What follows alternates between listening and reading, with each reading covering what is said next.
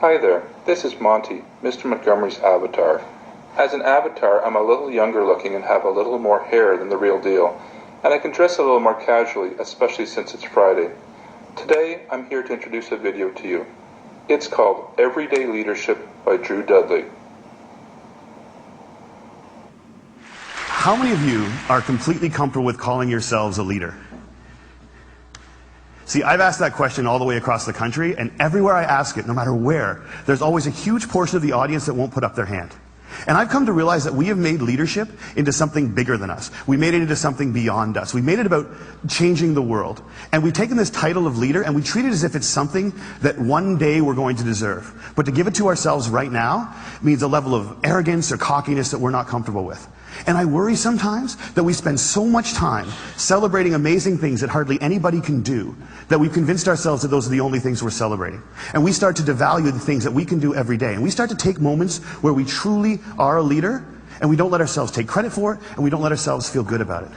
And I've been lucky enough over the last 10 years to work with some amazing people who have helped me redefine leadership in a way that I think has made me happier. And with my short time today, I just want to share with you the one story that is probably most responsible for that redefinition.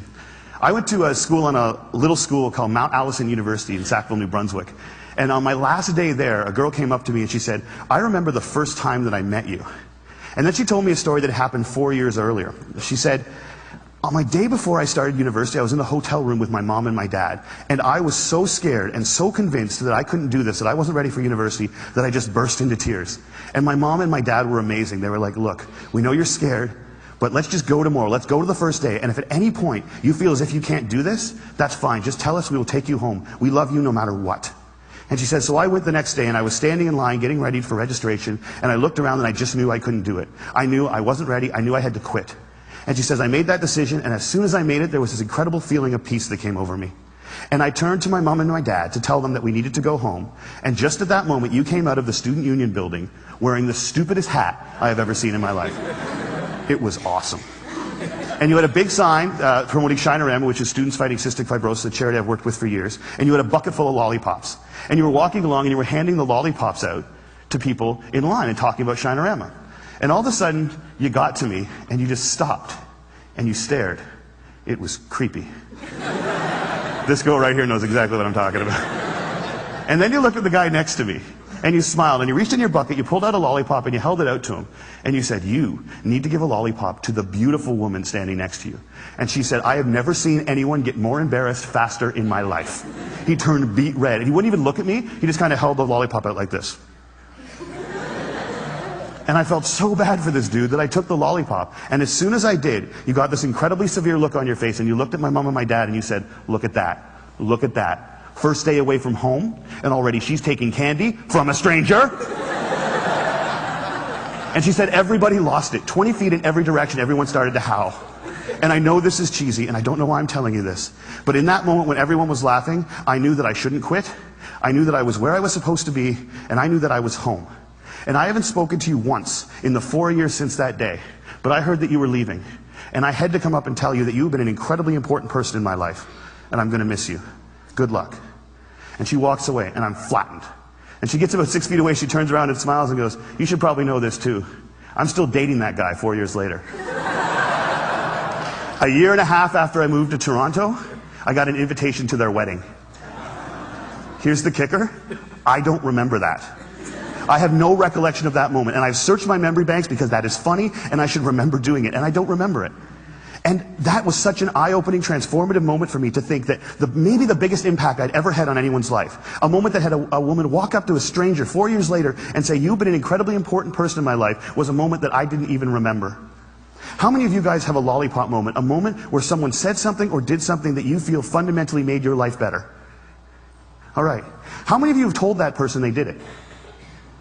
See, why not? We celebrate birthdays where all you have to do is not die for 365 days.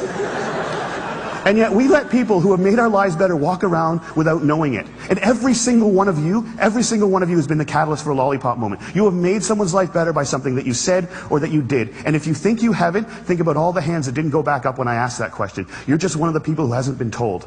But it is so scary to think of ourselves as that powerful. It can be frightening to think that we can matter that much to other people. Because as long as we make leadership something bigger than us, as long as we keep leadership something beyond us, as long as we make it about changing the world, we give ourselves an excuse not to expect it every day from ourselves and from each other. Marianne Williamson said, our greatest fear is not that we are inadequate. Our greatest fear is that we are powerful beyond measure. It is our light and not our darkness that frightens us. And my call to action today is that we need to get over that. We need to get over our fear of how extraordinarily powerful we can be in each other's lives. We need to get over it so we can move beyond it. And our little brothers and our little sisters, and one day our kids, or our kids right now, can watch us start to value the impact we can have on each other's lives more than money and power and titles and influence.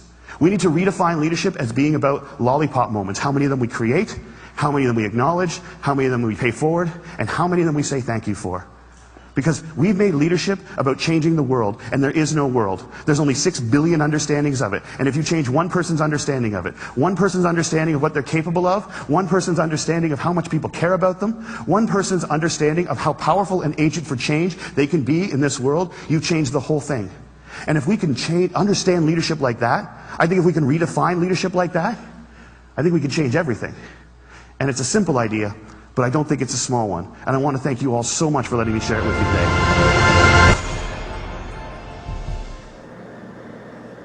I hope you enjoyed the video, and thanks for watching.